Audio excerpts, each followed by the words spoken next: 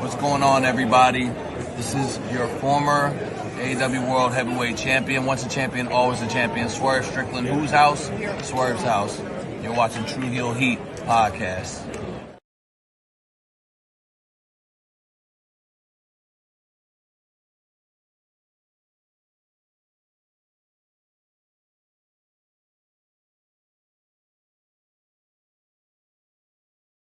What's up, guys? It's Wolverine, Death Machine, Mr. GMSI himself, Brian Cage, and you're watching True Heel Heat. Who better? Nobody.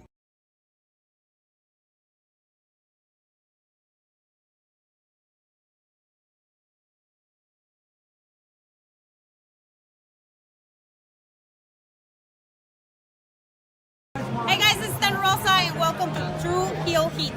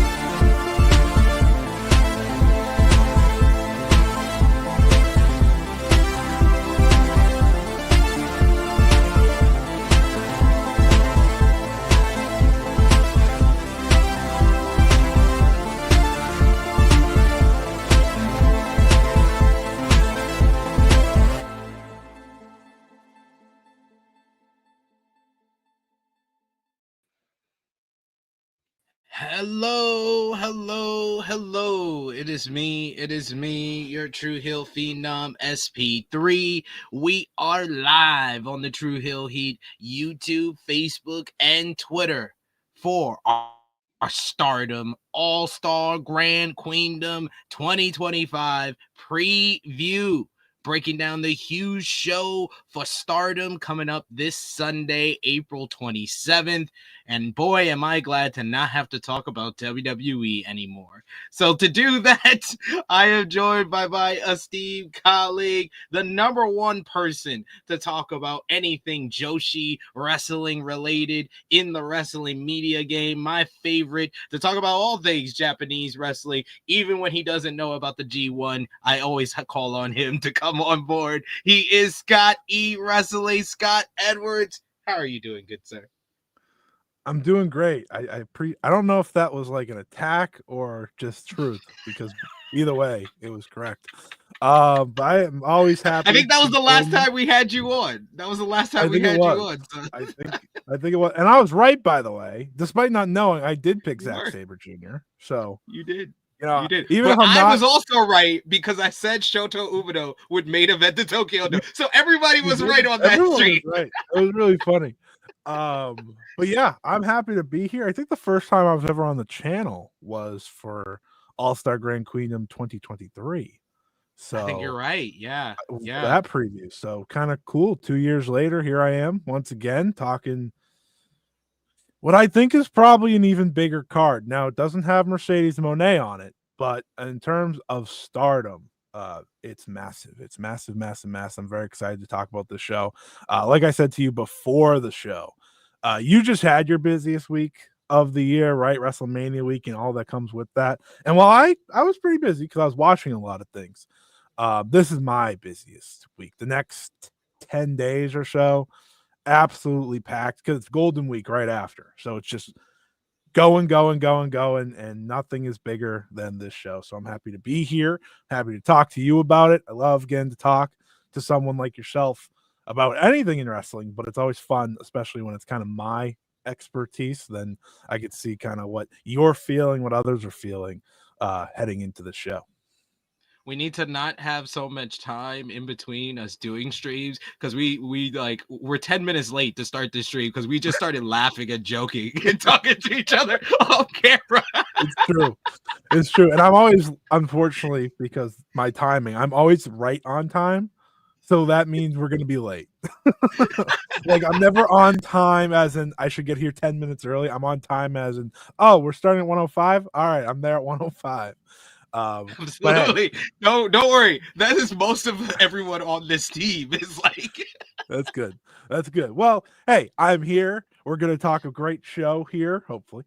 And I honestly, I'll say this. I'm going to go super confident.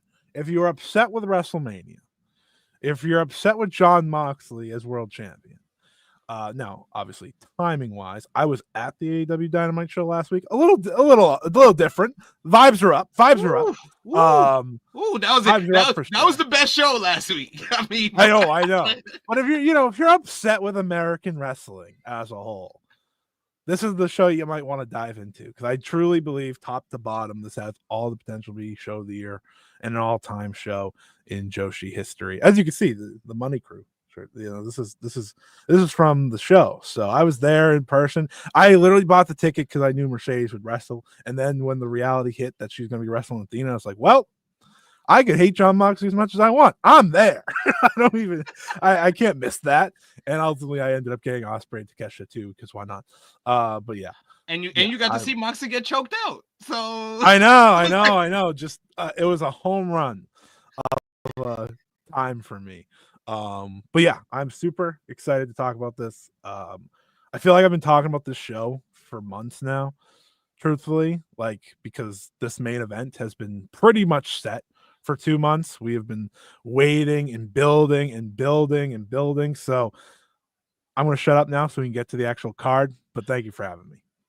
No, let's not go into the actual card, but of course, to start off the stream, want to thank you if you're watching us live. Appreciate y'all. If you're watching us on demand, show your appreciation back the simplest way possible. Drop the thumbs up on this video. You can also share this video with all your wrestling fans, friends, and family on all your favorite social media platforms. If you're new to the True Hill Heat YouTube channel, hit that subscribe button, hit the bell to stay notified for all the great content here. We try to do previews, reviews, or either or for most of the big shows across the wrestling scene. So we'll also be doing a preview for TNA Rebellion. I think I will have more fun talking about this show than I will about TNA Rebellion. We cover it all here on the True Hill Heat YouTube channel, so appreciate y'all coming on board. And of course, if you're joining us live, you can sound off in the live chat. We love to interact with all of you guys, hear your thoughts. Don't attack me. And don't attack me in the comments. The last time I did a stream, one of the last times I did a stream with Scott, I got butchered for mispronouncing Hayashishita. So I got butchered. Tough name, to be fair. I am not that good with the Japanese names. That's why I also do a counsel with Scott. Like, this is how you say this before we do these streams. It's true. Listen, it's hard, but you know what? I appreciate you because you want to know the names. Exactly. Some people get on live things and call the wrestlers in real time and don't say them right, and it's like, all right, man, like what are we doing here? Did I say that on here? Oh, that's tough. Anyways, hey, I love it. This is why it's True Hill Heat. And of course, if you're with us live, like I said, we'll try to highlight as many of your comments as possible. But of course, if you're feeling generous, you want to get back to what we do here, you want to show your support to the True Hill Heat YouTube channel in the best way possible, you could do so with a super chat donation. Any dollar amount matters. It goes back to the contributors that you see on screen with us here. So we always appreciate the support.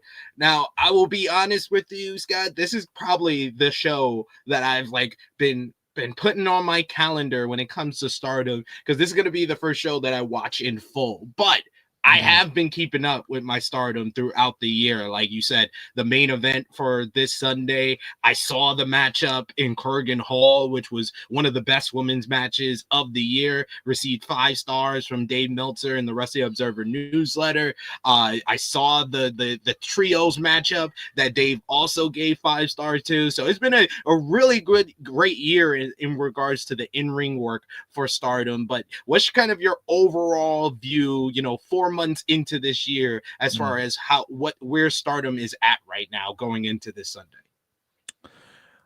Yeah, it's really odd because Stardom's in a fantastic place right now. They're red hot. Crowds are, every building's packed, especially the Corkins, and yet in many ways we are entering maybe the most unsure era post Queendom, because obviously there's a career versus career match on the show featuring the two biggest stars in the company right now, and I'm pretty confident that the biggest star of Stardom in terms of popularity will not be here after. So it's very unique. It's very unique to talk about Stardom because the first 4 months have been so great and all has built to this. It's the rest of the year that you're like, oh, that's going to be interesting. I've been calling this on any of show I do. Anyone that listens to me, I've been saying this. April and May are the two biggest months in Joshi this year, period. End of story. Because one, you have Queendom in here, but you also have the retirements of Meiko Sadamora, Nanae Takahashi, and very, very possibly the retirement of Tam Nakano. Like, that is three major retirements, all three very different wrestlers, but massive. I think there's more as well that we might or may not dive into naturally here on this show. But if you have been following Stardom, you've been seeing some of the best matches of the year in wrestling. You've been seeing some of the best crowds in wrestling. And you are, like I said at the very top, you are in for something very special on Sunday. They have legitimately put every ounce of the past 4 months into this show. And while I think it's an end of an era in Stardom, it's going to be one that people are going to talk about for years and years and years. Like, people still talk about that All-Star Grand Queendom show from 2023, right? It was truly one of the great shows. This has the card to beat that. And I think that's truly insane, just thinking back to that, because that had the Mina stuff, which was big, and Mercedes Moné was on the card, and yet Julia versus Tam one more time, right? All these different things. This I think can be bigger and better, which is, again, insane. But that's the beauty of what Stardom's doing right now. And we'll get into it. We'll definitely get into more of it. I love the fact that it's such a great year so far for Japanese pro wrestling. But like you said about with Stardom, I've been kind of like that as a New Japan fan, where I was like, we're going into uncertain territory, especially with the last 2-3 weeks with the departures of Jeff Cobb and Naito and Bushi. So yeah, Bushi Road in general, they have a lot of transition, a lot of things that are moving around between Stardom and New Japan Pro Wrestling right now. Yeah, I like to say that these few weeks are going to show how cheap Bushi Road is. That is true. I talk about it all the time. I was like, they don't pay nobody. I think Naito alone proves that. Truthfully, you giving up. Like, I don't care what reported. He's still the biggest merch seller. He's still the biggest draw. Like, I know Goto's on fire right now. That fuse might give out, and Naito will not be here at the end of it, which is crazy. It's crazy.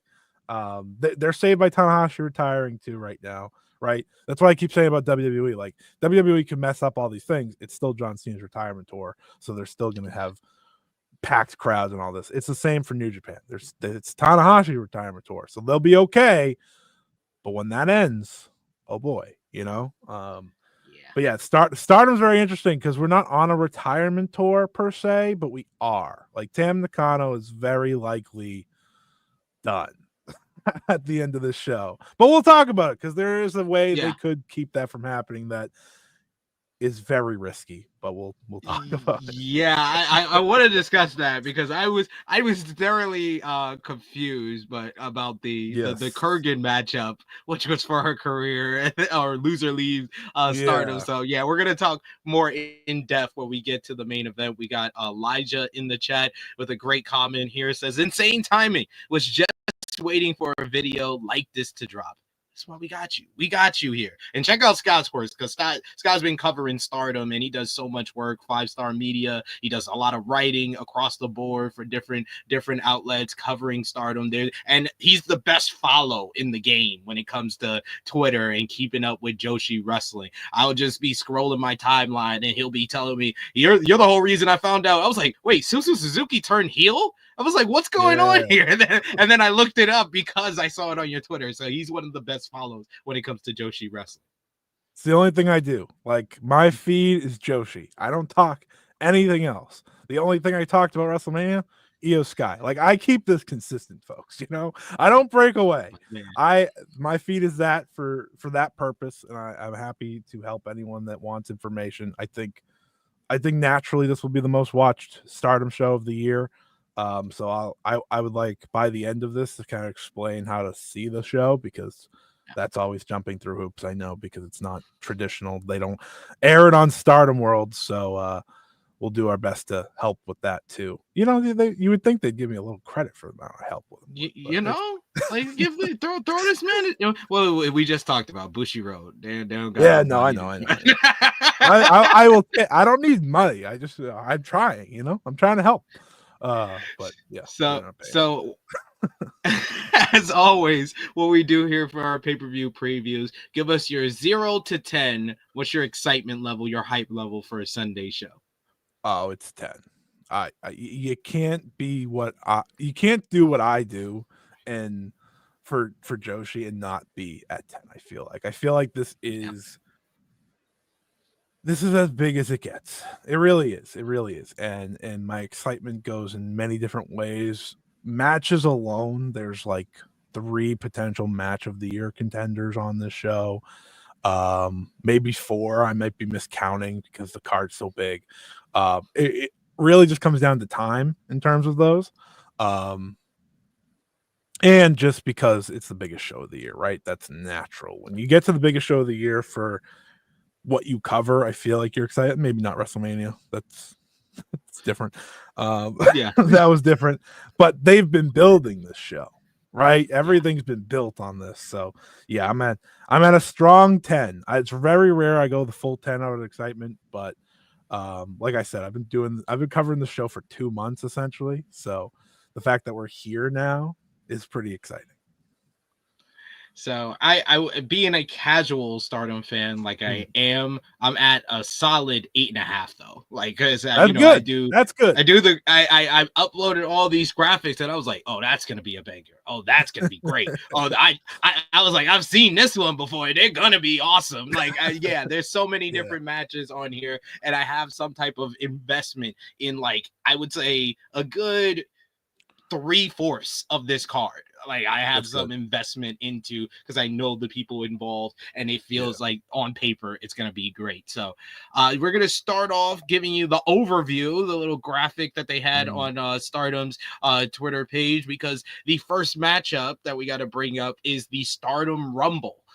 Which is their usual battle royal that they do. Is this going to be on the pre-show? Did they announce it for the pre-show, or is it going to be on the main card? Pre-show? Yeah, so it's match 0, so that'll be a pre-show match. They haven't made it matter though. That's the fun part. It does matter this year. Winner gets a Stardom title shot. So there we go. There is stakes there. There's interest there. Because usually when you do Rumbles, you're like, all right, man. Like, I'll see you on the main card. But this year, especially with who's in it, presumably, it feels a bit bigger because the main eventer from last year's All-Star Grand Queendom is in the pre-match battle royal, which, could be seen as a bad thing. But that's, I like to point that out every time because I do think it's funny. That's the one thing. It's like, oh man, poor Momo Watanabe. Oh, always getting the short end of the stick, Momo. And she been traveling all over the world, had a banger with 2 bangers with Mercedes in the US over the last couple of months, and can't get on the main card after main eventing last year with Micah. In the past 365 days, she has 4 singles title losses. Yeah, she's lost New Japan Strong, TBS, IWGP, and World of Stardom title matches. So, hell of a run,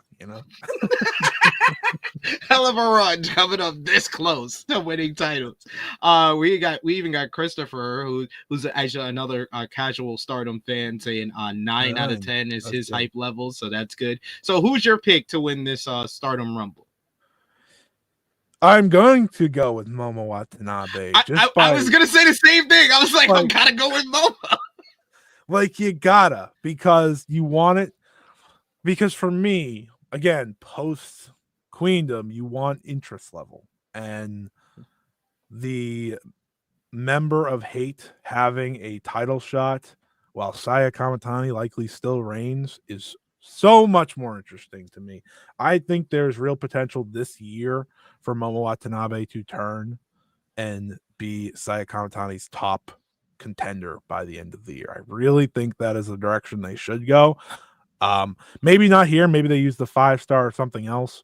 But I'm going to use this first. We're just going to keep. It's just going to be lines of bets on Momo, and every time she can get a title shot until she gets another one. Because, like I said, she's had 4 in the past year. They're not afraid to give her title shots. I'm not saying a title win. I'm just asking for a shot, and that's a story I'm invested in. If they want a big story post Tam, that's kind of a great direction, I think, especially with their Queen's Quest history as well. And they did kind of tease the Momo going like turning against Heat, or Yes. in the past year, and I was both confused and loved it all at the same time when they did that. I was like, wait, she just hit her partner. Wait, then she helped keeps hitting her partner. She just at the one of the Vegas shows, she hit Tora on accident. Like, she keeps hitting her partners. Eventually, this leads to something. Right? Like, this isn't something where we're just going to keep doing it and doing it and doing it until it does nothing. It has to. That's my at least I hope so. I'm really upset if it doesn't lead to anything. But it's been going on for almost a year, it feels like. So it'll be interesting, like her eliminating Natsuko in the thing. That I think that's a good way on accident. Yeah. And then eliminating someone else to win. But yeah, I mean, it's a Rumble. It's not going to blow your socks off, but it's a fun pre-show match. There could be some surprises in there too. So should be cool. Looking forward to that. So that's match 0. So on the main card, I'm going to give it up to Scott to say most of these match names, because as we all know, the theme on True Hill Heat with any of these Joshi wrestling shows, SP3 doesn't know how to pronounce most of these names. But we got the opening matchup here. Take it away, Scott. Yeah, so we're gonna have Joshi legend Yumiko Hoda take on Reena in singles action. This was a real surprise, but Reena has been the breakout star so far in 2025, and I was wondering, would they give her a big match on the show? And they absolutely did. Hoda, if you've seen her, badass. I mean, has some all-time great matches in her career. She's obviously older now, so I don't expect this to be a classic, but it is meaningful for Reena, who actually had my favorite match of the year against Starlight Kid, as it was a very emotional match with a lot of odes to Hana Kimura, who is someone that Reena was very close to. And Hoda's, cool. So it'll be a fun singles match. It's a way to get Reena, someone that they're very invested in, into a special singles match. I'm sure the legend wins, and Joshi, the legend always wins, especially when the other person's 18 years old. So that's just the way it goes. But I will say this is Reena's year. This is absolutely her year. I think a clear direction is by Stardom Dream Queendom at the end of the year. She's winning the Wonder of Stardom title. I feel like that should be the direction. So this is kind of just putting her into a spotlight for people coming in for the first time, and also people following, because it's like, hey, she matters. You want to know about her. And I think that's very cool for her. So, and she wants people to stop talking about All Japan Women's, which is very funny. So I found that to be very funny. She doesn't like old people. She doesn't like old things. It's very, very funny. I love that. And I did watch the Starlight Kid matchup, which was one of the Stardom's best matches of the year. Starlight Kid's been killing it as the Wonder of Stardom champion. But yeah, Reena did impress me a lot. So I'm gonna go against the grain. Yeah, I'm probably gonna be wrong, but I'm going with Reena. I'm going with Reena for the win here. She's the star. If you're gonna make her a star, give her a big win on the big show. So this is when I just give a reminder. Last year they had Tam Nakano lose to Aja Kong. So They Tam did. Nakano, They did. Which is still very weird looking back, but it's kind of the same mindset. I think Reena winning would be huge and the right choice, but I've watched Joshi too long to know we don't do the right choice all the time. I'm hoping the Bushi Road New Japan booking is gonna rub off on Stardom. Remember, New Japan has been doing the right finishes for most of their matches this year, so Yeah. I'm hoping for Stardom to rub off on that and have Reena get the win. All right, then we got our first title match on the card. Take it away, Scott. Yep, Future of Stardom Championship. This is Hina defending the title against Rana Iagami. They're in the same faction, God's Eye. Hina, the sister of both Hanan and Reena, for those who don't know, has been off to a good start as champion. And Rana, who debuted at the end of 2023, has kind of been their prized rookie. They kind of keep putting her in these big spots, with this being her biggest yet. It should be a fun match. It should be a solid, fun match. Again, nothing that's going to be like, wow, that was 4-star classic. But the beauty of the future titles, you give them 8 to 10 minutes. They put in work. They put in a good 8 to 10, and you walk away like, okay, I could see bright futures for these wrestlers. That's what Reena held up until last year, right? And look at her now, right? It's the launching point. That's how they treat it. So should be a fun one, and it's always fun to see faction mates face off, I think. So that should be cool too. Yeah, I'm gonna go with Hina to retain here. Seems like they're giving her kind of the similar run that her sister had last year. That's when my first time seeing Reena was on. I think it was on one of the New Blood shows defending the Future of Stardom Championship. So I'm hoping that Hina can get the same type of success. Yeah, her other two sisters have the longest reigns of the title, like the most dominant, most victories. So she has to be getting a nice one as well. Hanan set the record, then Reena broke the record. So I don't think Hina's going to break it, but they're going to give her a pretty solid run. So it would be shocking to see her lose, truthfully. This might be the biggest lock of the entire show. There you go. There we go. All right, now we're gonna get into the nitty gritty. Yeah, this is one of the matches. Like those two matches, and then it's like boom, everything's like, oh my god, oh my god, oh my god. This is probably outside of like the top like two or like the top 3 matches on the show. I think are all gonna be like match of the year candidates. But like early in the card, this is the match I'm looking forward to the most. Tell them about it, Scott. Yeah, this is Mei Seira versus Suzuki special singles match. That's very important because the high-speed title is held by Mei Seira. They've changed that title to a point where you honestly don't want it defended here because of the way the match goes, but also because this is personal. This isn't about the title. This is about a friendship, a tag team that has split after 2 years. They formed kind of just by default on Golden Week 2023 when they both joined the company full time, and they were just together naturally because they weren't in factions, and by default they became a fantastic tag team. But we've reached a time where it's time for Suzuki to be Suzuki, and it's a beautiful time when Suzuki gets to be Suzuki. As you can see by her face, she's pissed off, and she's been pissed off. This feels like the ultimate step in her becoming a faction leader. Tomorrow on the Cork and Hall show, she has 2 mystery partners, so it feels like we're on our way to that as is. But she's going to destroy her former tag team partner, and it's going to be glorious. I love Mei Seira. I was devastated when Suzuki made Mei Seira cry when after bashing her head in with a chair. But we got to do it again. I love Suzuki. She's actually having a great year. She had a rough year last year. She had injuries and all that. And she wasn't Suzuki. She's Suzuki again. Her match with Kamitani earlier this year for the World of Stardom title is fantastic. If you haven't seen that, go out of your way to see it. And this just feels like the start of her getting back to being that badass that was slapping the taste out of Julia's mouth back in 2022. So I'm very excited. I'm very much looking forward to seeing what she does. Was it 2022? It doesn't matter. Yeah, I think it was like the end of 20, at least the end of Yeah, 20. it was 2022 because Yeah. Julia was champion by 2023 for all of 5 seconds before Bushiroad took it away from her. I will can't never let it get go. over how we all were upset after I All-Star know. Grand Queendom 2023. I'll never forget that we were story. like, wait, what? Julia Yeah. lost? I mean, we have the reason why.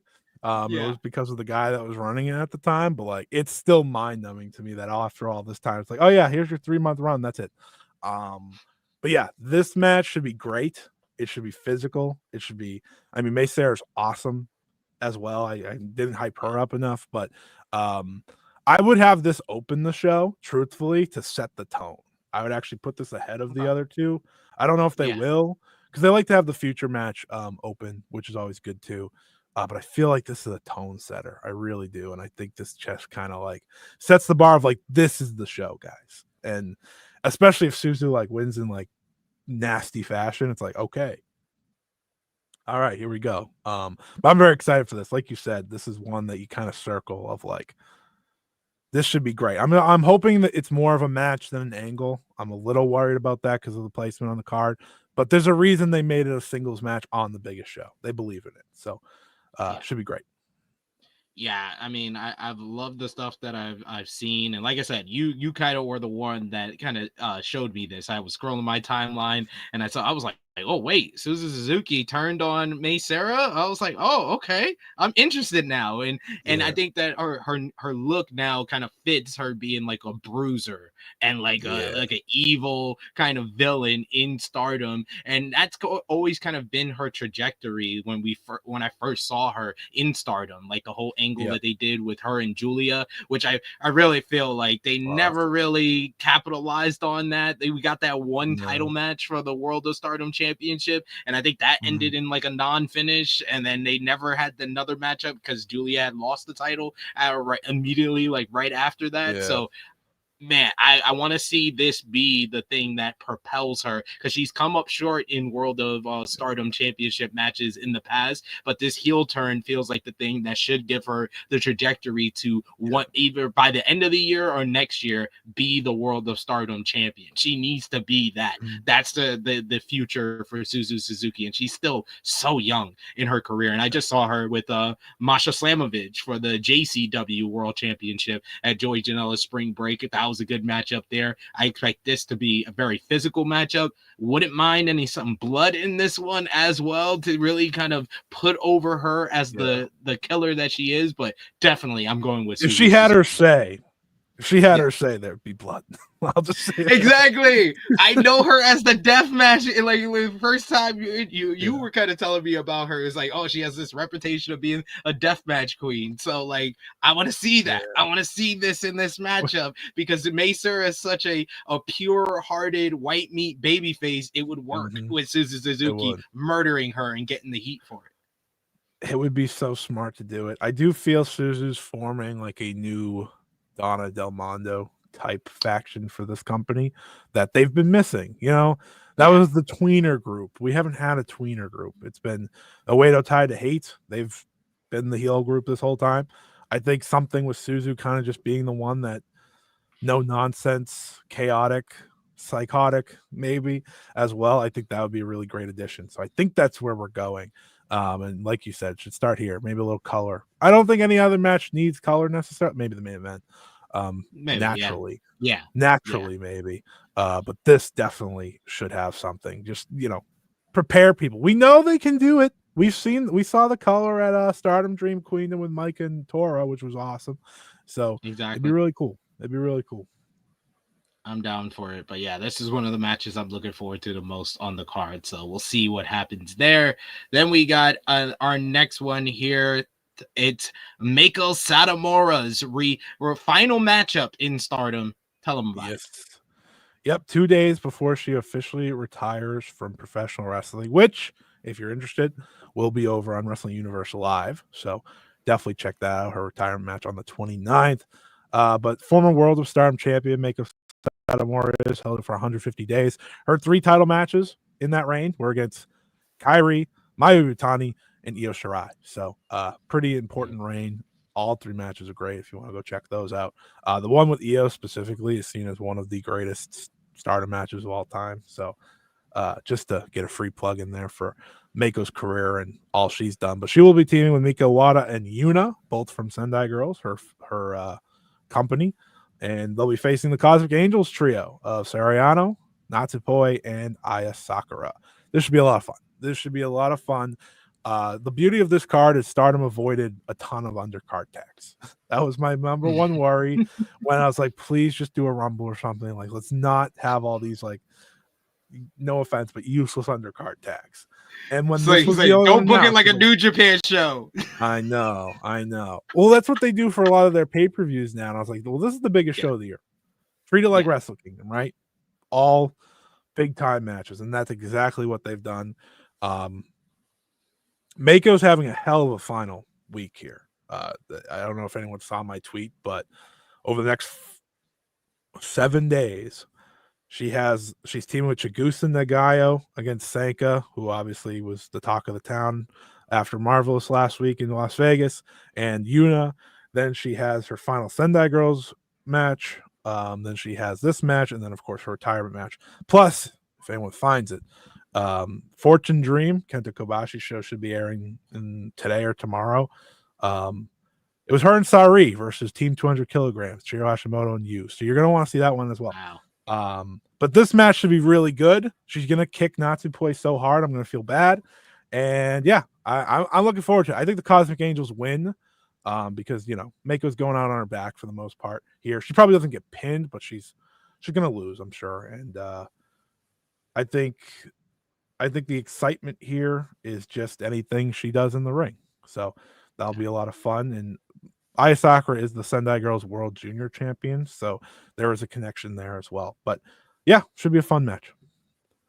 Yeah, my only probably nitpick here is I feel like Natsupoi should be one of the top stars in this company. This feels like kind of lower than I would put her on. I would put her in one of these top matches, but I'm looking forward to Natsupoi going at it with Meiko Sadamora. So that's the one element of this that I am looking forward to, despite my nitpick there. But I agree with you. I think that the Cosmic Angels pick up the victory here. Stardom got to have the Stardom talent go over, which is always smart booking, but it also annoys some people. But I enjoy it.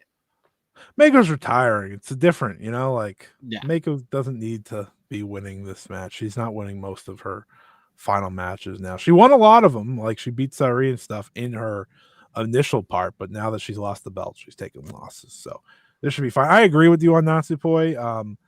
It's really shocking they didn't put the Cosmic Angels in a more prominent spot, considering Tam's, not going to be here probably post show. So they're going to have to build that faction up.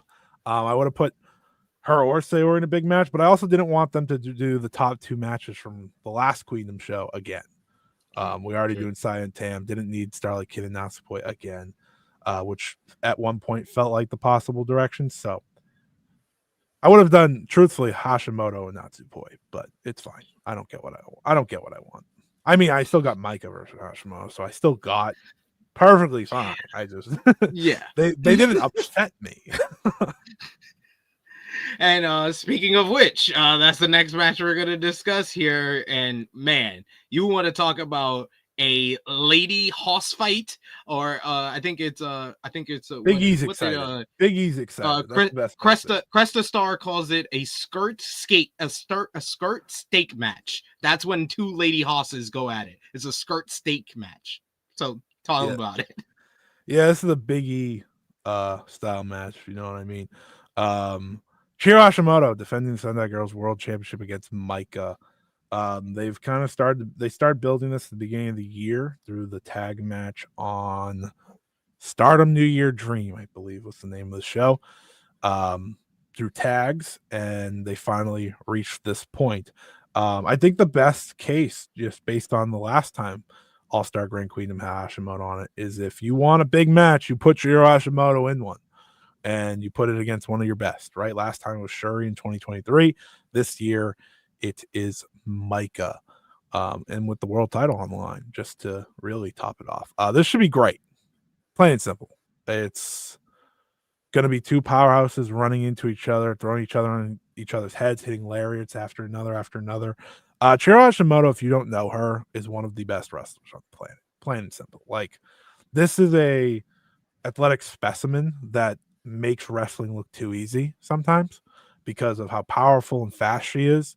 There was an easy comparison once upon a time, but we don't talk about Redacted anymore in terms of the men's side of things because he's bad. So we just talk about Chiro Hashimoto as a badass.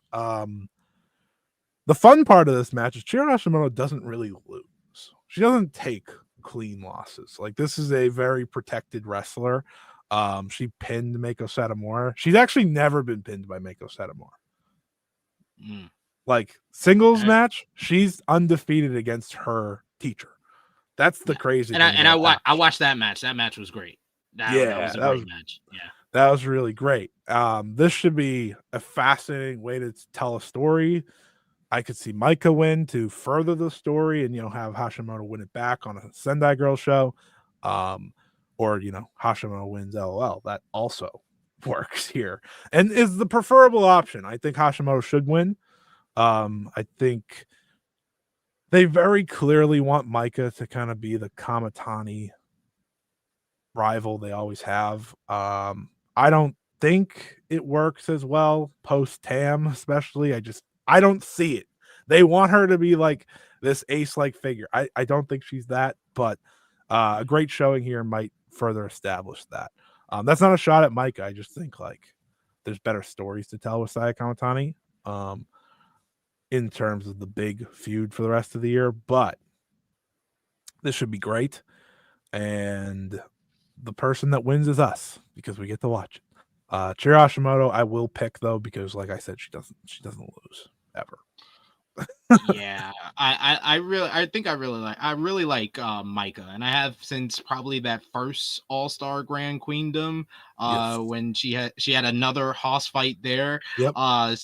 So yeah, and she's gotten the big push in the last 2 years since that matchup where she was basically nearly I think she was like undefeated in the 5-star Grand Prix and won that tournament, and now she was the World of Stardom champion before she was screwed over by Heat. So Micah is firmly established as one of the top stars in Stardom. I don't know. I agree with you. I don't know if she should be the number one star, the number one babyface, the ace of Stardom, but to have her, in this big matchup on the card is always beneficial, and she always comes through and delivers a great performance. So I think this is going to be another one of those. But I agree with you. Last time we did when we did the All-Star Grand Queendom match preview and review for 2023, I was like, I like Syuri and I loved Syuri winning, but it felt like Hashimoto should have won that matchup. So I'm not going to go against her here with the Sendai Girls World Championship up for grabs. I'm going with Hashimoto. I'm going to agree with you there. Yeah, it would be weird to have Sendai Girls lose both matches too. I think. Yeah, they should definitely win one. I will say this real quick: all signs pointed to the main event of the show originally being Kamitani and Micah, and then things definitely changed. Maybe it is Tam more so saying, I kind of would like to wrap up, and they said, oh well, we're taking advantage of that. I think that's very possible. That was my prediction at the beginning of the year, where all roads led to Kamitani and Micah. Like you said, she lost the world title last year because she got screwed by Saya Kamitani and Hate. So we're gonna get back there. I just I think this is a good bump in the road for her, truthfully, to push that along. I think it's either Tam said, I wanted to finish up, or she was going to finish up after the Kurgan matchup, and then Stardom saw the ticket sales for that, and they were like, can you do the Yokohama show, please? Please? Can you do one more? Yeah. Even though we just did a loser leaves Stardom match, can you please? She, after this match, after the show, she will have probably main evented the 3 biggest Stardom shows ever, like just not even just based on crowd, but like importance in the company's history. Both of the first two were with Julia, and now this one. So it kind of again paints a picture of how important she is. But I'll paint the picture more when we get to that later. Right.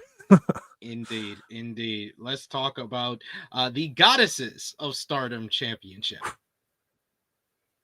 Yeah, this should be great. I mean, this is tag team excellence. This is Wingori, the champions, Hana and Saida, against FWC, the arguably the best tag team in Stardom's history, Hazuki and Koguma. And I know there are people that might watch this and say, why is Hazuki only a tag title match? Because this is the pain we live in, okay?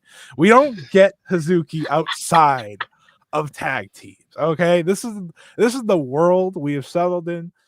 It's a painful one, but the problem is she's a phenomenal tag team wrestler. She's a phenomenal wrestler. You saw her match with Mercedes Moné if that was the first time you saw her. Yeah, it's a very personal match that I don't think a lot of people expected. I wrote this really long tweet that I probably should have just made into an article and got views and money from it, but I'm for the people. That really went into the press conference and how personal or how much problems there seems to be between Hanan and Hazuki. Very personal, very uncomfortable. Hanan does not like her and Hazuki, they just have different mindsets. And it's been kind of going on for months now. Hanan wants to change stars for the better, which I remember when that started months ago, and I was like, you all have titles. What are you talking about? I was like, every single one of you have titles. You guys are doing fine. But if you notice, they haven't been teaming much at all since September. They've teamed like 5 times. They're in the same faction. Do you know how difficult that is to not have them team when you run 2 shows a week at minimum? Like, that's a lot. They've only teamed 5 times, so there seems to be real dissent here, and that dissent makes greatness.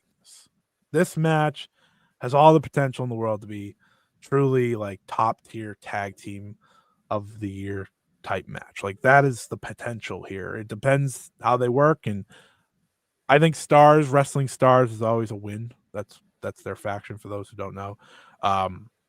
It's one of my most anticipated matches on the show because of the seemingly real problems that are there when Koguma is crying and when Hazuki didn't cry. When Hanan's crying and everyone's emotional and it seems personal, you get a little bit more invested. I think it went from it's Stars versus Stars, the 2 best tag teams, to this is extra. This is more than that. I think Wingori wins because again they're very behind Hanan. They're very behind Ida. They're very behind Wingori as a whole, and they just won them at Queendom. I believe if Hazuki and Koguma won them, I think they already have the most reigns as a duo of the Goddesses belts, but they'd have 4, which would definitely be the most. So that's a big deal if they do win. It should be excellent. I think it's the start of the downfall of Stars as a whole, also, which I find is very important that I should mention. You can't go listen. The sad part is you can though, because she never gets the big win. the problem she always comes up close. She always comes so close. Don't get me wrong. When she has the big singles match, I'm always hook, line, and sinker going for Hazuki. I'm like, she's gonna win this time. She never does. It's pain. It's suffering to be a Hazuki fan. But don't worry, Hiroki Goto won, so one day Hazuki will. Hiroki Goto crawled so Hazuki could walk. I know. That's the dream. I mean, I think Hazuki's a top 10 wrestler in the world, and she shows it the few chances she gets per year. Like, every time you put her in a big match, you're like, oh, right, she's fantastic. She did finally win a title. She won the Spark Joshi title in a really good match during WrestleMania week, but she's got to get that wonder, man. Like, that's the one. Yeah. And part of me hopes she loses because her and Starlight Kid have such a great story to tell as well. So, that's a story that they should definitely tell sooner rather than later. But yeah, I'm going with Wingori. And like I said, this is one you should definitely circle, especially if you're not. I know everyone's looking at the top 3 matches. This could be just as good as any of them, except for maybe the main. I don't know what the main's going to be, dude. This could be a show stealer, though. I do agree with Yeah. you. Like, I feel like Stardom's tag team wrestling has taken a step up, and it's really been on the back of these two teams, especially Yes. FWC. Last year, they had some of the best tag team wrestling, men, women, doesn't matter, regardless of Before gender. They just the kept division. turning it up. Yeah. Yeah, They killed the division for 6 months because I had to listen to Tekla promos, but it's fine. I didn't ask for the everybody War Dogs. hates Tekla. Oh my god, I love I it. never asked for the War Dogs in Stardom, and yet I got them. I was like, what is happening? Hey, that's what happens when Clark Connor's girlfriend is As I like directing to the say, show. if it's not David Finley, take it away. Hey, we're all I am I a love part of the me, you already know, boss dog. I'm all for it. I'm all for the boss dog now. Yeah, I really feel like this could be a show stealer on this card, and this will be one of the few matches that I think we differ, because I'm going with FWC to become 4-time Goddesses of Stardom champion. I'm gonna go with Greg Carter II. I can't go against Suzuki. I already went against her for last year's women's match of the year. I'm somewhat upset that it happened in December, that Mercedes and Suzuki matchup, because if it happens earlier in the year, exactly, everybody has time to be like, oh my god, this is awesome. But because it happens right at the end of the year, you only had like a few outlets that were able to give it the love and praise that it deserved. Yeah, Mercedes decided to go on the Hall of Fame run those last few months, and it's like, you couldn't do this earlier? Like, you couldn't do this a little bit earlier? You came back in May. You had your first match back in May. You had to have that summer where you're only facing Hikaru Shida and Britt Baker, and like, yeah, it was like, I like this call Mercedes run of Tony Khan was booking it for the first few months, and then she's like, all right, just give me the pen. This is who I want to face next. Yeah. Every time she has a New Japan show, I'm like, wow, I wonder who she's picking next. Like, she's handpicking those opponents, right? That's the funny thing. It's like, I think she's handpicking all of her opponents at this stage, because that's her power, and based on what she's doing, keep letting her do it. And I feel like Mercedes watches True Hill Heat, because me and Jimmy Macaram have been saying for months she should just pair up with Harley Cameron, and we've been getting a lot of Mercedes and Harley Cameron matches as of late. So she's listening to us. We appreciate you, Mercedes. Well, the all-timers for a reason, because she listens to this show specifically. We also got the homie G Loke in the chat, who says, haven't watched Stardom yet, but y'all got me hyped. So that's awesome. What we're here for. That's what we're literally here my for. job. Okay? This is the show to check out. Yeah, my job this whole week is to hype people up. I have a preview coming out tomorrow, probably written preview. I definitely will do a more informational video preview for tomorrow as well, which will be on my YouTube channel. I have my podcast every Friday, but I like doing these ones because I get someone else's opinion rather than mine, especially for a casual, right? I think for me, getting the casual opinion heading into such a big show that, like, again, I'm very invested in, always helps me gauge, like, okay, so this is as big as I think it is.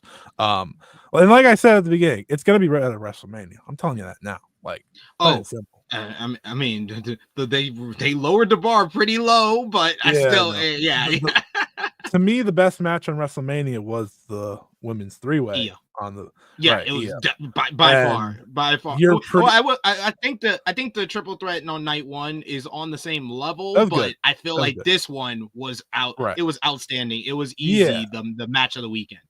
Right, and you're gonna get that, but like 9 times on this show. So like, watch it. Watch it. Listen, no one's EO. I have said that for years. EO is the most talented, most naturally talented wrestler I may have ever seen, just based on, like, she could coast, right? She could do her coasting that she does and be better than everyone anyways in WWE.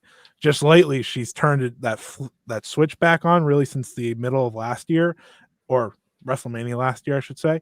And it's just been like, oh, right, that's who Io is. So yeah, watch this show. You're not going to be upset. And hopefully you make some new favorites too. I can't stress that enough. I think that's always fun with these shows. I know you were a big Mina Shirakawa fan. So if you're going to become a big favorite of someone else, can you pick someone I don't want to leave? Thank you.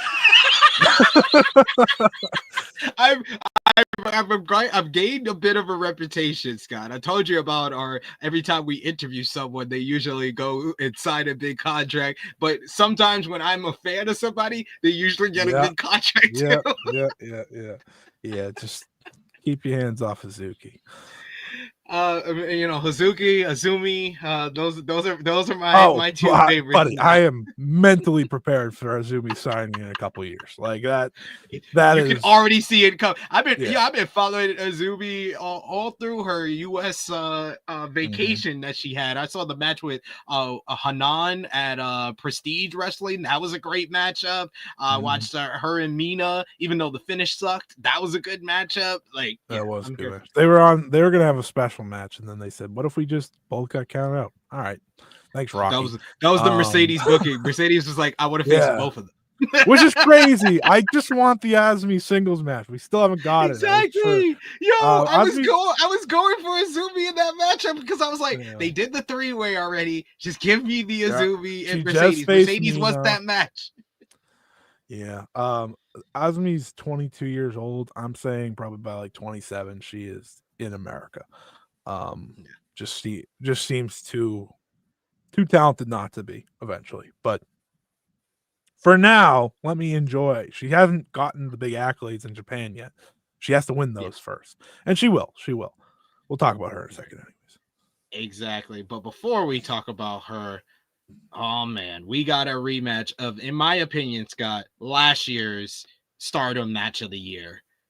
It is Mayu Iwatani defending the IWGP Women's Championship against Syuri. These two women tore it up in January, and this is like anytime there's a match of the year or women's match of the year at the beginning of the year or the end of the year, it's always gonna either be forgotten or too low in the year. But I still remember this one from what was it, January 3rd last year. They tore it up. Fourth, it was the show right before Kingdom. Before Wrestle Kingdom, so they tore it up in that matchup there, one of the best women's matches of the whole entire year, and Mayu had a bunch of them. Mayu made my top 3 women's wrestlers of the year because she had so many of the best women's matches last year, and I think she's gonna get another one right here with Syuri. Syuri, of course, was considered to many people what many people would have called the expert deleted Lesnar. Rhymes with Croc Lesnar, but of Joshi Wrestling, just the unstoppable force 3 years ago. She's kind of slowed it down a bit more in like the tag team and the multi-woman matches since then, but kind of tell us what's your hype level for this one and how this all came together, the rematch.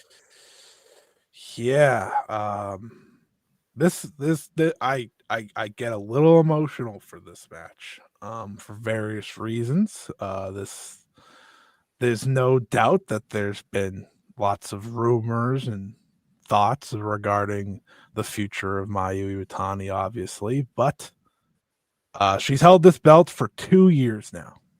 2 whole years. She beat Mercedes Moné, All-Star Grand Queendom 2023, and has reigned on ever since. She has beaten Utami Hayashishita, Stephanie Vaquer, Syuri, Mina Shirakawa, Azumi, Momo Watanabe, Toni Storm, right? She has beaten the who's who of professional wrestling in this one title reign from around the world. If you know me, if you follow me, you know this is my GOAT. This is my favorite wrestler of all time. I will say it until I'm dead at this point. Like that's just the way it goes. Like I will say it every minute I can because that's how much I believe in her as a wrestler. And to me, Syuri is one of the greats too. Syuri has been on the back burner for pretty much 2 years. Really, since All-Star Grand Queendom 2023, she's done a lot of nothing, which sucks because before that, she was the one putting Stardom on the map. Her match Yep. with Utami obviously put people onto Stardom once upon a time in 2021. She had the incredible title reign in 2022. And then, naturally in Stardom, you see people kind of sway down unless their name's Tam Nakano. Always. But you see people kind of, and then they'll come back up. Syuri hasn't really come back up. It's been a long time of, where's Syuri? What's Syuri doing? And last year, she really did nothing. But she did have this one match on January 4th, 2024, when Mayu and Syuri said, you're not going to put us on Wrestle Kingdom? All right, we'll just steal the show before it then. Sounds good.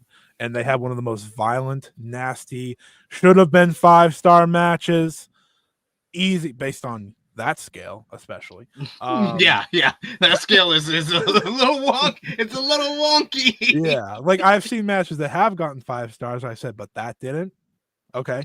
I said the same thing about the Julia Syuri matchup. Oh, I know. I was like, that's one, a 5-star. How you giving the trios matchup? I loved it. I loved it so much. But I gave it 4 3/4 stars because I was like, that's not on the same level of Julia and Syuri. That's my benchmark right now.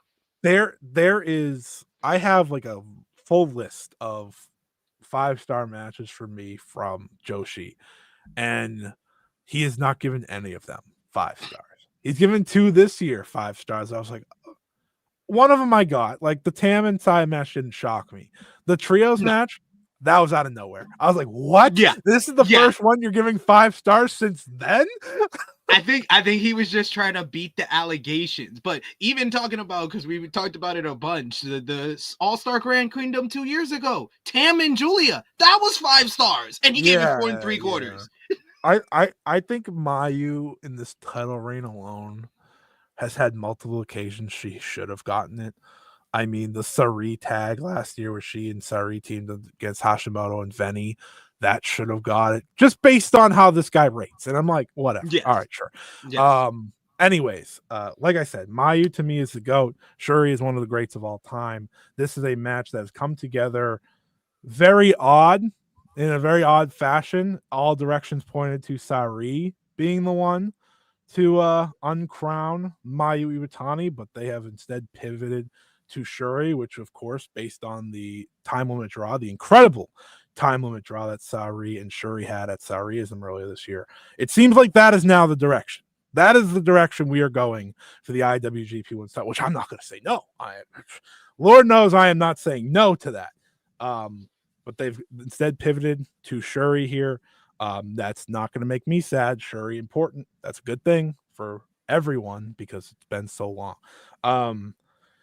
These two are going to give the main event a run for their money. I'm just going to say that because you give these two 15 minutes or more, they're going to tear it down. Like I said, last year's match was so incredible, and you're going to now put them in here with room to spare after them. Yeah, good luck to everyone else.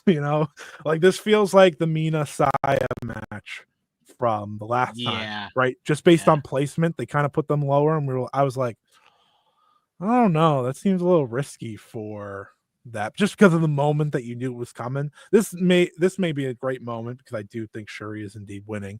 Confidently believe Syuri is winning.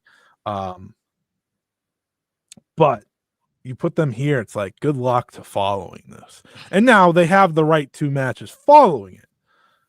But I wouldn't wish it on anyone. Like these two are gonna destroy each other in all the right ways. And it's gonna be special. It's gonna be very, very special. I cannot wait. And Syuri with the belt again feels right. It's been so long. I'm so ready for big Syuri singles matches again. So ready. There's an argument that in women's wrestling, like if you want a big match, a big delivery, you just put Syuri in there and you get it. So I'm very excited, and yeah, I do have Syuri winning this match. I know I'm picking against Mayu, but I got it. The fact that you're picking against your GOAT, I can't not pick Syuri here. Like, and Syuri is she is one of the people that put me on to Stardom. Like, I've known of Stardom. I watched like a few of the EO and Kyrie matches when they came into WWE for the Mae Young Classic back in 2017, 2018. But I had not really fully invested and even would call myself a casual Stardom fan until the 5.5-star matchup between Utami and Syuri. That was my like entry point to, okay, now I'm gonna be watching these main matches. I'm gonna be watching these main shows. Anytime there's a big matchup, I hear about it, I'm gonna be watching it. That really was my kind of starting point in 2021. And I was like, oh man, Syuri was my women's wrestler of the year in 2022. And like you said, she's kind of like, they've kind of veered her back too long, in my opinion. Let's give her the shine. Let's give her the spotlight that she deserves. And the fact that you're talking about, we could potentially get Syuri versus Sarray for the IWGP Women's Championship. Sign me up. That's all you needed to tell me. Sign me up. I'm here for all of that. Syuri, new IWGP Women's Champion. I hope with Syuri winning the title, we can get some more representation of Syuri in the IWGP Women's Championship on some New Japan shows, because I think that would be kind of it, that we haven't really had the IWGP Women's Championship on the New Japan shows since like Mercedes had the title, and I feel like Syuri is the type of champion that you would want to feature on some major New Japan shows. Mayu had the title for 2 years, and she got 2 total matches on New Japan shows. Yeah, and I think wasn't both of them in the U.S.? It wasn't even like actual Japan. Oh, I wasn't even counting. So there's one in the U.S., and then she had one with Mina on like New Beginning. Oh yeah, that was Wrestle Kingdom. That was Wrestle Kingdom this year. No, that was the no. That was Azumi. That was Azumi. Yeah, the Mina one was on like New Beginning in Osaka or something, like just so randomly thrown out there. Yes. And I was like, okay. She's had 2 total. And I will say this, Mayu has put, I think, everything someone could possibly put into a belt that a company does not care about. Like the reason she had the run she did last year is because she had the movie. Otherwise, she probably was just holding this for most of the year without any major matches, which is, again, criminal. But she's made this belt matter as much as she can. And I think you put Syuri, the prestige of Kyrie, Mercedes, Mayu, and Syuri works. It absolutely works.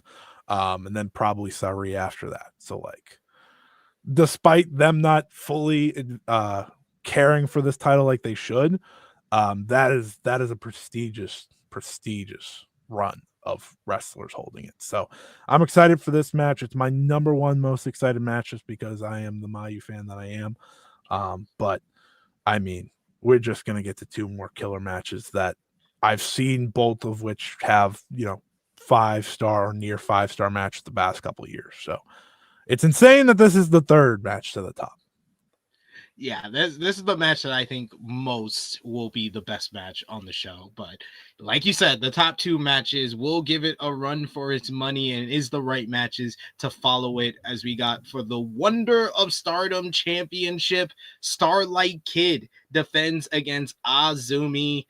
These 2 women have probably one of the more storied rivalries in all of Joshi wrestling, not just Stardom, in all of Joshi wrestling, like from their beginning stages, coming up together in their preteens, teenage years, to now they're facing for the number 2 title in all of Stardom. Scott, you followed this rivalry longer than me, so tell them about it. Yeah, they are known as the Eternal Foes. That is their gimmick, I say, for their rivalry. And it's funny, now they are faction stablemates, so it's a little different these days. Shocker that the 2 that have grown up together became great friends. I know they've been in Stardom since they were children. Azumi obviously pretty well documented how long she's been in Stardom. She's I think 11-year vet now. And she's 22 years old, so math. Pretty crazy. And Starlight Kid has taken the bull by the horns, per se, and become the star that I think a lot of people believe she could be since going back to being a babyface. This match is going to be incredible. They have one of my favorite Stardom matches probably ever back in 2022 at Cinderella Journey for the High Speed Championship. Now they get to do it for the Wonder of Stardom title.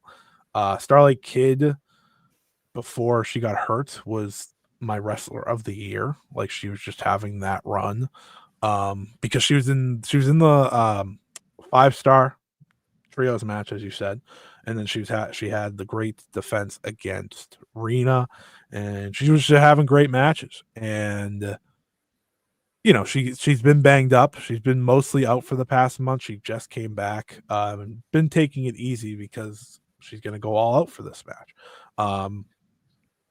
I don't think this is as 100% for Starlight Kid to win as maybe it should be, because I don't know how bad. Like she said, the injuries have been there since the Natsupoi match when she won the belt. It was her elbow, and she took the time to rest it. She seems good to go. She really put in some work at the final Vegas show that gave me the confidence that she'll be good.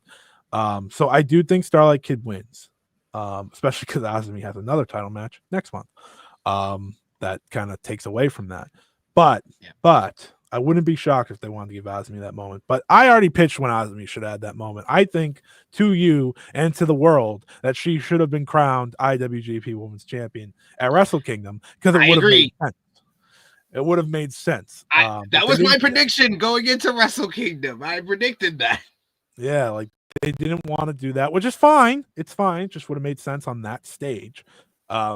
But this stage, I think you're more establishing Starlight Kid. And I think every time that they've had high-speed title matches, Azumi has walked out the winner. So it's only right that Starlight Kid gets one back. Also, I think this is important. The leader of Neo Genesis is on the line as well. So whoever wins is the official leader of that faction, and that is very much Starlight Kid's faction. So that kind of signs that home too. And this should be fantastic. It's going to be very different from Mayu and Syuri. So I think that's why it's a good match to follow that. Because it's going to be high speed, it's going to be high octane. If there's a match that I think Dave Meltzer is going to give 5 stars on this show, it'll be that one, because Azumi is his women's Will Ospreay. That's what she is. I've noticed. Yeah. I've noticed in the ratings, Dave. So I think that's possible, but should be fantastic. I think a lot of people will love it as long as Starlight Kid's good to go, which she wouldn't be wrestling if she wasn't. So looking forward to it. Agreed there. This is a tough one because I really, going in, until you gave me all those facts, going in, I was going like, yeah, this is going to be Azumi's moment, because I was like, she should have had it in the Tokyo Dome. I called that. Yeah. I said that she should have been the one to beat Mayu. Azumi, like I said, is probably my favorite in Stardom now that Mina has gone away. Good to know if she's leaving soon. Thank you. I gave her the stamp of approval. I've been following her, been seeing her in the US more, and I will always give it credit. Anytime we talk about Azumi, she is the woman that found Toni Storm's working boots. Ever since she had that matchup with Timeless Toni Storm last year in the spring, that is when Toni Storm figured out how to mix the Timeless character with her wrestling ability, and she's been the best women's wrestler in North America since then. So I give Azumi all the credit in the world for that. She was like, "Yo, you left these in Japan," and oh my God, this is great. My working boots. Now I can have great matches. I'm having great matches with Thunder Rosa. I'm going to have a great match with Mina Shirakawa. Going to have a dozen great matches with Mariah May, including one of the matches of the year at the Hollywood ending. So I give Azumi a bunch of credit for that. And I do agree. This is probably going to be so fast paced and so high octane, like you said, and action packed that Dave will probably have to give an extra half a star, and it's probably going to be the 5-star matchup on this card. And I agree with you. Their matchup in 2022 is one of the best Stardom matches I think I've ever seen. And their rivalry, the fact that it dates back to their preteens and teenage years, this is like like one of the more storied feuds in Stardom, and it's for a leadership of a faction. And like you said, the faction versus faction within the same faction is always some of the best matches. This is going to be one of the best matches on the card. But because of the fact that Azumi is in the matchup against Mercedes and Mina coming up at Resurgence, that's the only thing that will stop me from going full throttle with my favorite wrestler winning here. So I will go with Starlight Kid to retain, but I wouldn't mind in the future that we run this back and Azumi is the one that dethrones Starlight Kid for the title. Great. I would love if they ran it back. I'm sure they will. They're kind of the two of the staples now. But yeah, Starlight Kid's hard to pick against. She's just having that kind of year, and they're very behind her. As I've said, since Mina lost the Wonder Belt, we need a reign like this. We need a long, strong reign, and Kid's definitely the one to do that. So she should keep strong here. Another criminally short reign that they gave Mina. We had to give Tam another championship, okay? Because Tam always wins. I'm still annoyed by that. Still annoyed. Great card of the second says hard choice going Starlight Kid. So we're in agreement there. We're all going Starlight Kid for that one. And then it's the big one. It's the main event this Sunday, Yokohama Arena. The reason why the place will be packed is because for the World of Stardom Championship, the red belt, it is Saya Kamitani defending against Tam Nakano, career versus career. Scott, let them know how we got here. Tam lore. Great. That's what I want to talk about today. Yeah, we got here through the most Tam-esque ways. I mean, 0-6 in the 5-star Grand Prix last year, wins the World of Stardom title on the final night of the 5-star Grand Prix because I don't know. I still can't get over that one. She proceeds to go and all signs point to her and Saya Kamitani meeting. That was going to be the main event of Stardom Dream Queendom 2023. Obviously, this looked very different because Saya Kamitani turned heel, and the direction behind that was to make her the biggest star in the company, which they have done besides Tam Nakano, and they have used Tam Nakano to continuously project that. Tam Nakano has had multiple World and Wonder Stardom title reigns. She's held the belts twice, right? The first time she held the World of Stardom title, she had to drop it due to injury. The second time, she drops it to Saya Kamitani. The first time she held the Wonder of Stardom title, she dropped it to Saya Kamitani. The second time, she dropped it to Mirai, that was just part of the big mess that we were just talking about. But my point is, she loves Saya Kamitani. And this is someone that she believes in. This is someone that Stardom believes in. And it's hard to deny. She has become, like I said, the biggest star. It seems like she's on everything. She's on all these shows. She's the poster child, despite being a heel. Very fascinating way here. Kind of, I think people kind of compare it to the Noah stuff with Ozawa in some ways, but Saya Kamitani is just a better wrestler. And more established by the time she became heel, obviously, because she had the record-breaking Wonder of Stardom title reign. No matter the regime in Stardom, they've always believed in Saya Kamitani. I will say that. We have gotten here based on a few odd ways. Obviously, we had the Loser Leaves Stardom match that was at Cork Hall, free on YouTube, had many, many people watching, and absolutely stole the show. It was a phenomenal match, a very emotional match, and it saw Tam Nakano lose. Big part of that was hate getting involved and helping Saya Kamitani win. And ultimately from there, Saya Kamitani gets on the microphone, like, wait a minute, no. You may be leaving Stardom, but I want to now end your career. And at the time, I remember this vividly. Everyone's like, why would we do this? One, to sell tickets, and two, you have more people watching this match, this single match on YouTube, than probably anyone you've had watching anything in quite some time. That's why you announce this, because then you put all eyes on your biggest show of the year.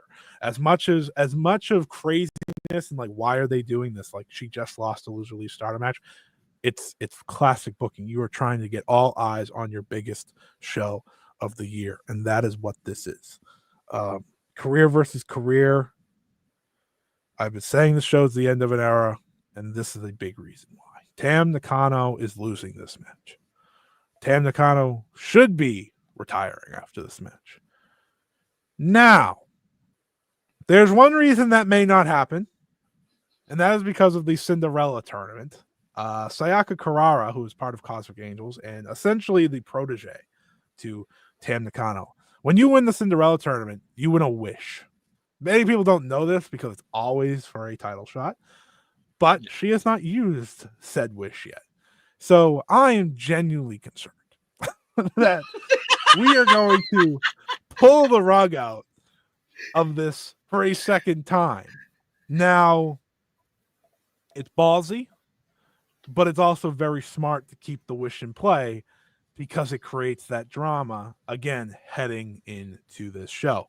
Some people have thought maybe if Saya Kamitani loses, Karara turns heel and uses the wish on her. And I was like, that would be probably worse. Maybe don't do that. That just seems a little bit out there. But the idea is she might try to use the wish on Tam. And my whole thought process is she will indeed try, and Tam will say, no. I lost. I'm done. And that will be the drama of that. That will be Tam admitting defeat, accepting defeat, and wrapping up her career, at least for now. Now, I say for now because, listen, Chigusa Nagayo was retired 100 times. Like, you know, and Chigusa Nagayo, one of the greatest of all time. I love Chigusa Nagayo, but she's retired many times and has come back. You never want to rule it out, especially with someone like Tam, who maybe in a few years wants to come back. You just never know. Saya Kamitani has already said, I'm not coming back if I lose. Retirement should be final. That is what she said. And I think that plays into, again, the wish. They want to make this as dramatic as possible because this is Tam. This is Tam. Every part of this story has been Tam. This match is going to be as Tam as ever. And that is why it's as big as it is. Whether you like Tam or not, she is the draw. She has been the Naito of Stardom, right? Like and she has been that way for a couple of years. You know, I always call Mayu the Tanahashi and Tam the Naito. That is what that is, right? That's been the dynamic, and that is the dynamic heading into this show. I think Tam should lose. I think Tam should lose because Saya Kamitani retires. I think we have bigger problems. Yes, because she has been designed as this is the face of the company moving forward. But yeah, it's going to be an emotional match. It's going to be an excellent match. It's going to be a Tam match. So, you know, some people don't like that. I understand that. It's going to be, I didn't love the Stardom Dream Queendom match they had. I loved the loser leave Stardom match that they had. Yes. And more often than not, I thought the Dream Queendom match was good, but yeah, the Kurgan match was absolutely outstanding. I think it's the top 3 women's match this year with the Io, Rhea, Bianca 3-way and the Hollywood ending. Those are the 3 best women's matches I've seen this year. Yeah, just phenomenal stuff. So I do think this is it. I think Tam is retiring at the end of the show. This, like you said, this is what's selling the tickets. That's why you do this. People ask, why should make it a career versus career? Why not say, you know, Tam, you get one more match? Because they're trying not to give it away, but also tell the people buying tickets, you're going to want to be here. You know, it's how you have to do it. And I'm very fascinated to see how it all goes. That wish will be my fear until it is over. But just because, like, you can't pull the rug out. We already did it on the loser leave Stardom. Strike one, you know, like people are like, why would you do that? And it wasn't a big deal because, again, business, right? This is business. Yeah. You can't do it twice, though. You can't do it twice. That's when you're just like, oh, I don't know about that one, guys.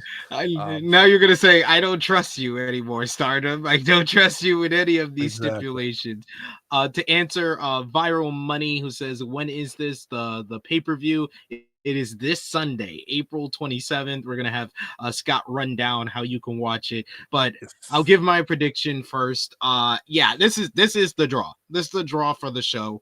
Like you said, that matchup in Corrigan Hall, absolutely phenomenal matchup that they had there, and they promoted this matchup as like the hook, the cliffhanger to keep you watching Stardom, or to know when the next time you should be watching Stardom. So it was a smart business play. Like we said before at the top of the show, Stardom is as hot as it is mainly because of this rivalry. This rivalry has really been the lifeblood of Stardom throughout this run to start off 2025, and it all culminates here, career versus career. Saya Kamitani, I did not believe in her back in like when we were previewing 2023, even though she had a fantastic reign as the Wonder of Stardom champion. I did not believe she would be this level of like the top star in the company 2 years later. But the heel turn, which at first it was very shaky. I saw the first couple of matches. It was very shaky the initially when she first turned heel, but she's really turned it around. And then, like I said, I think that the Dream Queendom matchup was good, but that was the first time that I was like, okay, she's kind of getting comfortable here. Yeah. She's kind of getting comfortable in this heel role. This is actually, she's working like a heel in that matchup. And then we saw what they did even better in Kurgan Hall, and her heel work has improved since then. So I expect this match to be great. But yes, I think that Saya Kamitani will retain the World of Stardom Championship. She will keep her career intact. And I am praying that your pessimism it's just pessimism. I'm just gonna put it out there. It's my job, you know. Like I gotta be like, hey, this exists, guys. I know. I'm gonna blame you. I'm gonna be like, this is all Scott's fault. Yeah, blame me, not the person that's clearly not the person that's clearly booked this entire story. Yeah, blame me. Book this. He's the one that booked this. People, this guy over here. I booked the Tam Road. Yep. I just you just reminded me, just based on like their last couple months, Saya Kamitani's just been wrestling as is, and Tam's had very, very, very apparent matches that are like, oh, these are retirement road matches. So that's also important. They haven't really hidden it in terms of like who's losing, but it's a matter of, is it actually a retirement road or not? That we'll have to see. We shall see. But yeah, I'm going to go with Saya Kamitani to retain, and I expect this match to be as great as the Kurgan Hall matchup, and I expect the crowd heat. The crowd's going to be into this. They're going to know that this is the biggest match of the year for Stardom, and this is the biggest show of the year for Stardom. That is why we are previewing it here, and that is why we called upon Scott E Wrestling to join us today. So I appreciate you for breaking it all down, explaining why this is the biggest show of Stardom year, all the stories that will be culminating this Sunday, April 27th, Yokohama Arena. Please let everybody know where they can watch this show, how they can watch this show, what time it starts, and of course, where they can follow you and all the great content you do around everything, and of course, on the social media platforms. Yeah, of course, you can follow me at Scott E Wrestling. I'm on both Twitter and Blue Sky. If you want to follow me on either one, most of my stuff is on Twitter, but I do use both. YouTube.com/at Scott E Wrestling. It is right here, as you can see. That is where I post my podcast, any extra videos I do. I will be doing, like I said, a preview of sorts for this week's episode.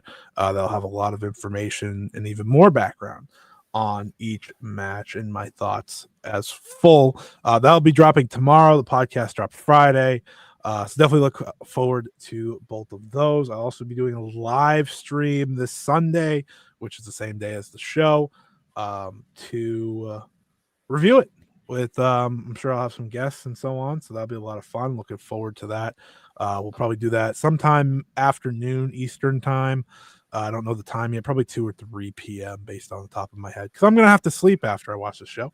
But yeah, definitely follow me on all those, because like I said, this is the biggest couple months. You're not going to want to miss it. I'm probably going to do some sort of review as well for Mako Sadamora's retirement next week as well. So yeah, just subscribe to that YouTube channel. Put a lot of work into it now. So would very much appreciate that. But thank you so much, SP3, for having me today.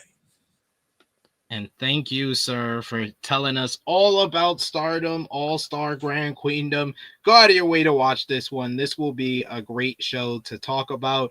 I might, if it does deliver on all this hype, I might be doing a review for it. I might say screw TNA Rebellion, and maybe Monday I call up Scott to review this show instead. Yeah, I should. You're probably right.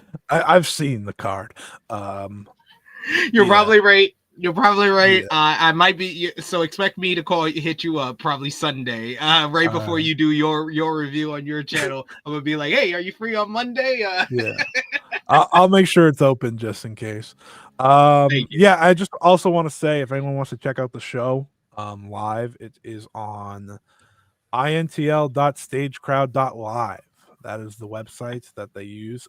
They'll post it plenty during the next couple days because that's the only way to find it is them posting it on Twitter.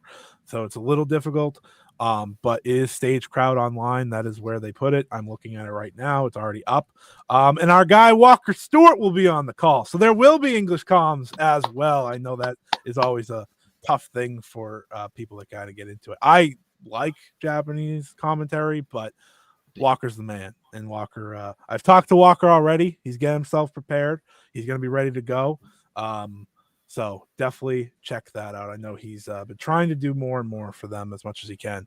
But you know, some shows call for it, some don't. This one absolutely calls for it. So if you are worried about English comms, you'll have the top guy in Japan on it for English comms. So that'll be a lot of fun. So looking forward to that. And what time does it start? Eastern time? Oh, that's a great question. I knew this until you said it, and then my brain was like, oh no. The show starts at the ungodly hour of 2 a.m. Eastern. So okay, so that's 7 a.m. for me here in the UK. So that's actually yeah, you won. I don't win. I suffer. But listen, this is the game I live. You know, I'm used to this.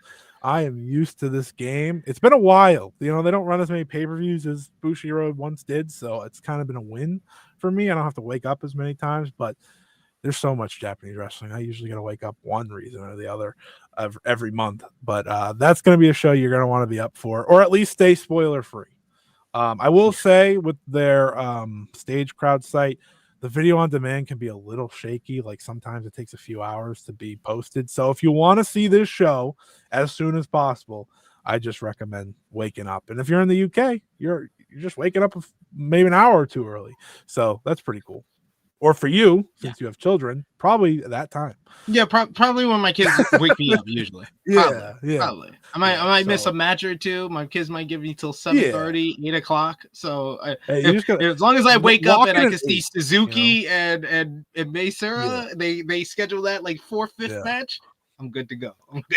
Oh, fantastic. I'm sure the pre-show starts a little earlier than that. If you do want to see the Rumble, I'd say probably 1:30 a.m. or so. They usually do it 30 minutes before. So just an idea there. But like I said, I can't wait to do this. If you want to hear or read more from me, like I said, please follow me and all that good stuff. I do my best to keep everyone informed. Last year at this time, well, a little before last year, it was all hectic and crazy.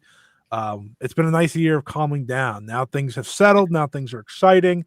So it should be a lot of fun. Last year's All-Star Grand Queendom was not that special outside of like a few matches. This year's is. Yeah, I don't think we even did one. We did a preview for last year's show. Yeah, we were like enthused and hyped up like we were in 2023. So glad to have the vibes back. The vibes is back. Let's just say it looked like it was by a new booker, for sure. Last year, this year it looks like we have locked in. We know what we're doing, and like I said, it very well is going. I think confidently going to be the biggest Stardom show of all time in terms of attendance. So that's a big deal too. The last time they did it was 5,000 plus. I think they hit 6. They wanted to hit 10. That's not happening.